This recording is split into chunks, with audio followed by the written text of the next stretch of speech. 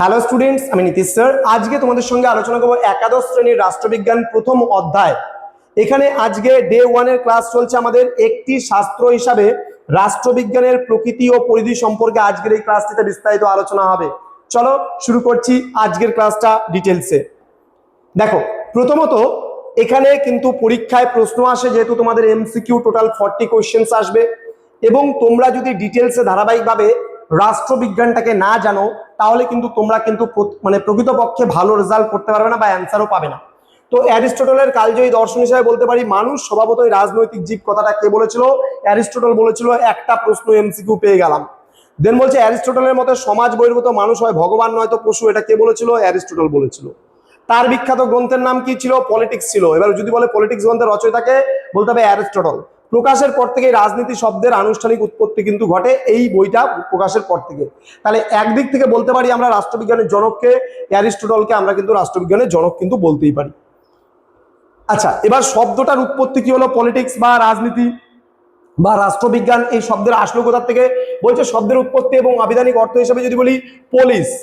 কি বলছে এখানে দেখো, বলছে গ্রিক শব্দ পলিস থেকে পলিটিক্স শব্দটির কিন্তু উদ্ভব হয়েছে। পলিস শব্দের আক্ষরিক অর্থ হলো নগর রাষ্ট্র। প্রাচীন গ্রিসের রাষ্ট্রই ছিল রাজনীতির মূল কেন্দ্র। তাহলে কিন্তু পলিস কথাটা কিন্তু একটা গ্রিক শব্দ, পরীক্ষায় প্রশ্ন আসে। এর অর্থ কি? এটা পলিস থেকে এসছে, পলিটিক্স থেকে এসছে। এর অর্থ কিন্তু নগর রাষ্ট্র। পরীক্ষায় প্রশ্ন আসে এখান থেকে।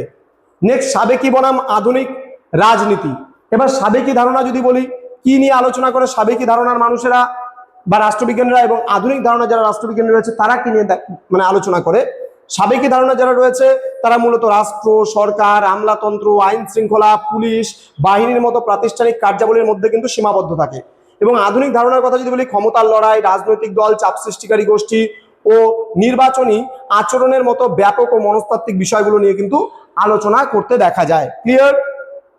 আচ্ছা, তো আধুনিক গবেষণার মাইল ফলক যদি বলি, তাহলে গ্রাহাম ওয়ালস 1908-এ হিউম্যান নেচার ইন পলিটিক্স এই গ্রন্থটার মধ্যে মনস্তত্ত্বের উপরে কিন্তু গুরুত্ব দিয়েছিল। এবার নেক্সট আসবে ওয়াল্টার লিপম্যান 1922-তে তার বিখ্যাত বই পাবলিক ওপিনিয়ন যে বইটা রয়েছে, জনমতের প্রভাব কিন্তু সেখানে ব্যাখ্যা করেছিল। দেন চার্লস মারিয়াম 1925-এ নিউ অ্যাসপেক্ট অফ পলিটিক্স, রাজনীতির নতুন দিগন্ত কিন্তু উন্মোচন করেছিল এই গ্রন্থটার মধ্যে দিয়ে। দেন আর্থার বেন্টলি 1908-এ দ্য প্রসেস অফ গভর্নমেন্ট গ্রন্থে রাজনীতির প্রক্রিয়া ধারণার উপর কিন্তু জোর দিয়েছিল। এবং প্রত্যেকটা খুব গুরুত্বপূর্ণ প্রশ্ন, যে কার কোন গ্রন্থ রয়েছে এটা কিন্তু ম্যাচিং করে কিন্তু অনেক সময় পরীক্ষায় আসে বা দিয়ে থাকে। নেক্সট, রাজনীতি এবং ক্ষমতার লড়াই। এটা হ্যারল্ড ল্যাসওয়েল কি বলেছে 1936-এ? তার মতে রাজনীতি হলো who gets what, when and how, অর্থাৎ ক্ষমতা এবং প্রভাবশালীদের কিন্তু অধ্যয়ন। ম্যাক্স ওয়েবার কি বলছে? রাজনীতি হলো রাষ্ট্রের অভ্যন্তরে ক্ষমতা বন্টনের বা ক্ষমতা বজায় রাখার কিন্তু এক নিরন্তর লড়াই। ওকে, এগুলো জানতে হবে, ডেফিনেশনগুলো মুখস্থ করতে হবে। এবার ডেভিড স্টোনের ব্যবস্থা জ্ঞাপক তত্ত্বতে কি বলছে? মূল্যের কর্তৃত্বমূলক বন্টন। রাজনীতি হলো মূল্যের কর্তৃত্বমূলক বন্টন। এটা কে বলেছেন? তাহলে ডেভিড স্টোন। তার যে পলিটিক্যাল সিস্টেম গ্রন্থটা রয়েছে সেখানে 1953-তে রাজনীতিকে সমাজের অথরিটিভ অ্যালোকেশন অফ ভ্যালুজ, অর্থাৎ মূল্যের কর্তৃত্বমূলক বন্টন হিসাবে কিন্তু বর্ণনা করেছেন। এটি একটি ইনপুট আউটপুট প্রক্রিয়া কিন্তু, ঠিক আছে? এটি একটা ইনপুট। যে দা পলিটিক্যাল সিস্টেম কি বলছে? যেটা ডিমান্ড সাপোর্ট আছে, তোমার হচ্ছে ডিসিশনস অ্যান্ড অ্যাকশনস যদি হয় এটা আউটপুট, তাহলে আউটপুটের মাধ্যমে কিন্তু ইনপুট ঘটে, ঠিক আছে? এবং চারিদিকে এনভায়রনমেন্ট আছে। এখানে একটা গ্রাফের মাধ্যমে বিষয়টা বুঝিয়ে দেওয়া হয়েছে। এবার রাজনীতির বহুমুখী সংজ্ঞা রয়েছে। দ্বন্দ্ব এবং সমাধান কি বলছে? বার্নার্ড তোমার হচ্ছে ক্রিক রাজনীতিকে দ্বন্দ্ব নিরসনের প্রক্রিয়া বলেছেন, পরীক্ষায় আসে, ভেরি ভেরি ইম্পর্টেন্ট। সর্বজনীন ক্রিয়া কি বলছে? অ্যালান বল বলছে রাজনীতিকে একটি সর্বজনীন মানবিক ক্রিয়া হিসাবে কিন্তু তিনি দেখেছেন। নিয়ম ও শৃঙ্খলা হিসাবে কে দেখেছেন? বলছে জে.ডি.বি. মিলার রাজনীতিকে সামাজিক শৃঙ্খলা রক্ষার উপায় হিসাবে কিন্তু বর্ণনা করেছেন। এবার রাজনীতির মার্ক্সীয় দৃষ্টিভঙ্গি যদি আমরা দেখি, কি বলছে? মার্ক্সবাদীদের মতে রাজনীতি হলো সমাজের উপরিকাঠামো, যার মূল ভিত্তি হলো অর্থনৈতিক উৎপাদন ব্যবস্থা। রাজনীতি হলো অর্থনীতির ঘনীভূত প্রকাশ, এটা কিন্তু লেনিন বলেছেন।